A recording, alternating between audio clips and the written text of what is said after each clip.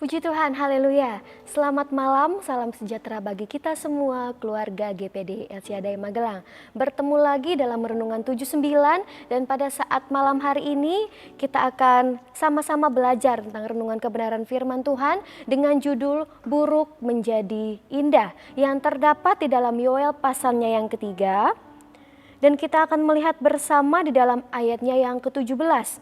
Yoel pasal 3 ayatnya yang ke-17. Saya akan bacakan kebenaran firman Tuhan bagi kita semua.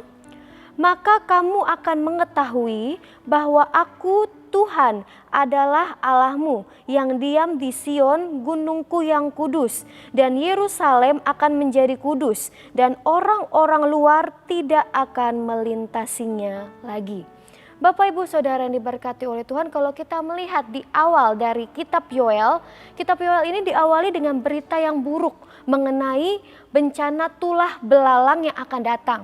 Wabah belalang yang mengerikan diikuti dengan kelaparan yang hebat di seluruh negeri.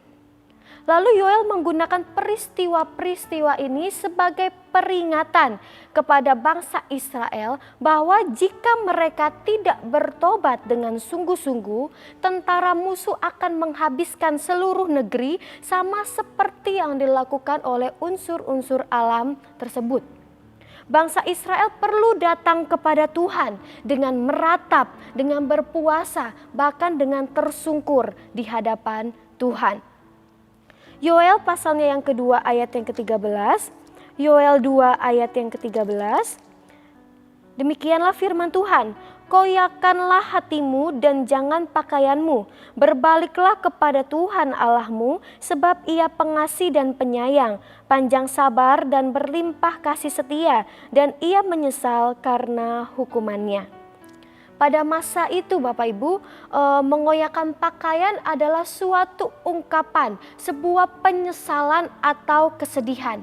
Lalu kita melihat dalam ayat yang ke-13 ini, Tuhan tidak menginginkan pakaian yang dikoyakkan, tetapi Allah menginginkan hati yang dikoyakkan hingga hancur. Artinya apa? Dia menghendaki pertobatan yang sungguh yang lahir dari hati bangsa Israel. Kalau kita melihat tadi kitab Yoel diawali oleh suatu hal yang buruk. Namun kalau kita melihat pada pasalnya yang ketiga, Yoel pasal yang ketiga, kitab Yoel ini diakhiri dengan suatu keadaan yang indah. Dan kita akan pelajari bersama-sama suatu keadaan yang indah, yaitu yang pertama dalam Yoel 3 ayatnya yang ke-18. Dikatakan pada waktu itu akan terjadi bahwa gunung-gunung akan meniriskan anggur baru, bukit-bukit akan mengalirkan susu, dan segala sungai Yehuda akan mengalirkan air. Mata air akan terbit dari rumah Tuhan dan akan membasahi lembah Sitim. Kitab Yoel diakhiri dengan suatu keadaan yang indah, yaitu yang pertama, umat Tuhan mengalami pemulihan.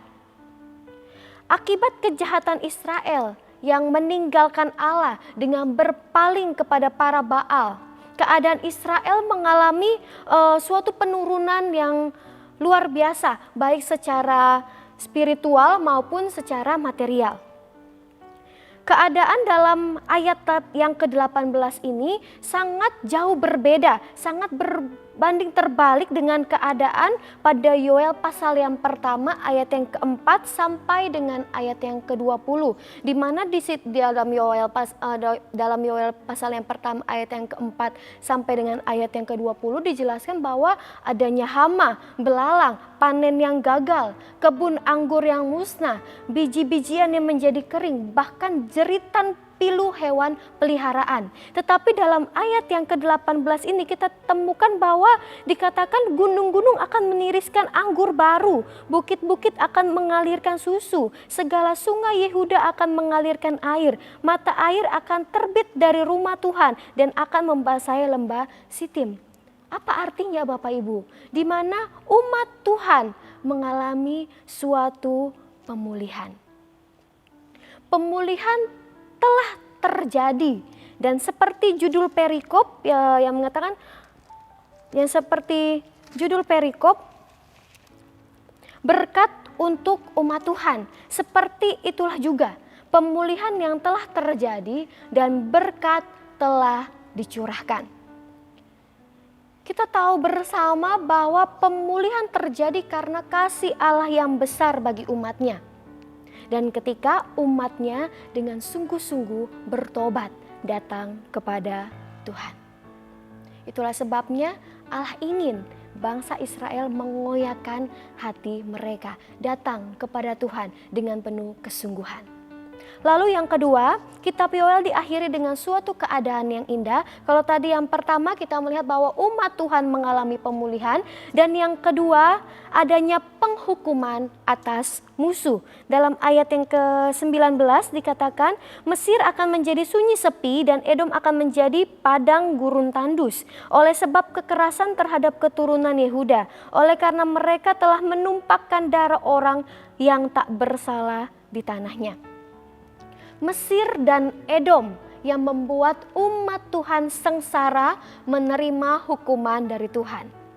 Mereka digambarkan seperti padang gurun yang tandus. Mengapa demikian Bapak Ibu?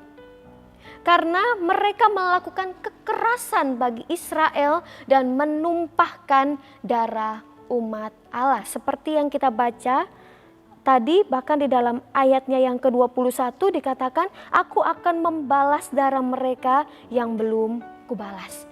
Kalau kita melihat di dalam Yoel 3 ayat yang ketiga, dikatakan oleh karena mereka membuang undi mengenai umatku, menyerahkan seorang anak laki-laki karena seorang sundal, dan menjual seorang anak perempuan karena anggur untuk diminum.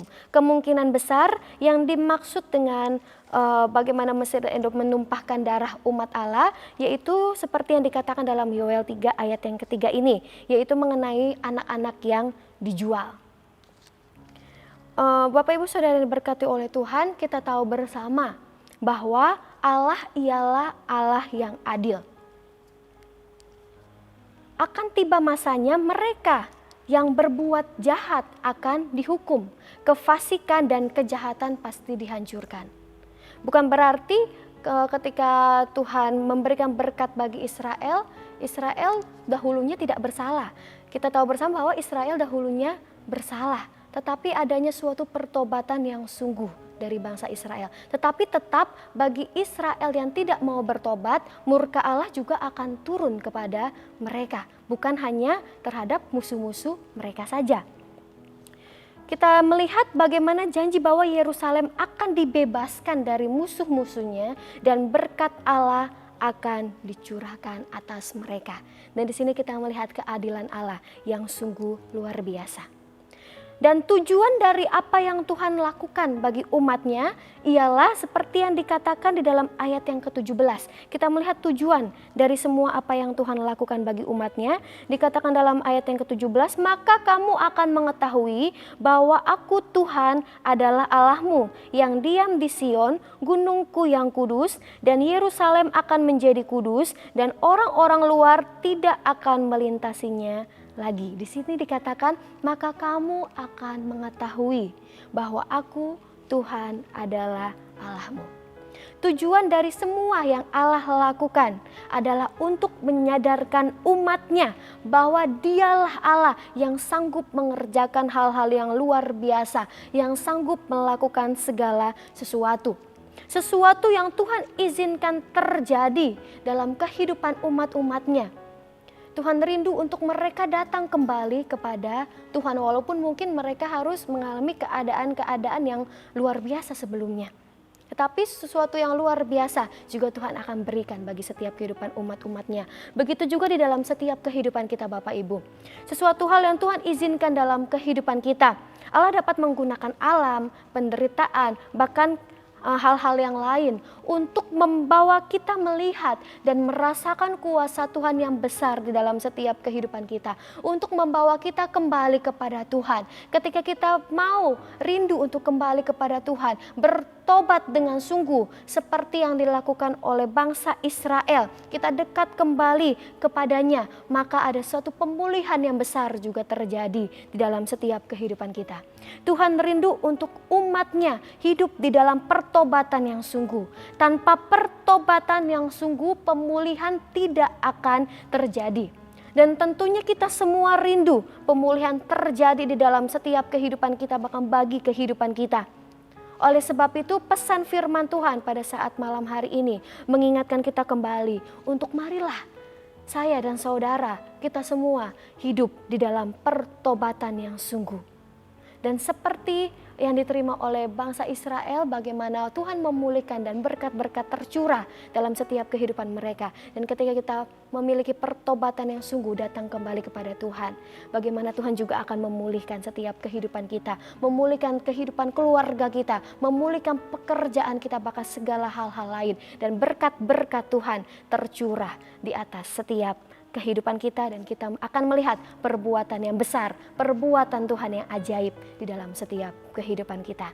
Puji nama Tuhan, firman Tuhan pada saat malam hari ini biarlah senantiasa memberikan kekuatan di dalam kehidupan kita. Dan kita akan sama-sama mengakhirinya dengan berdoa.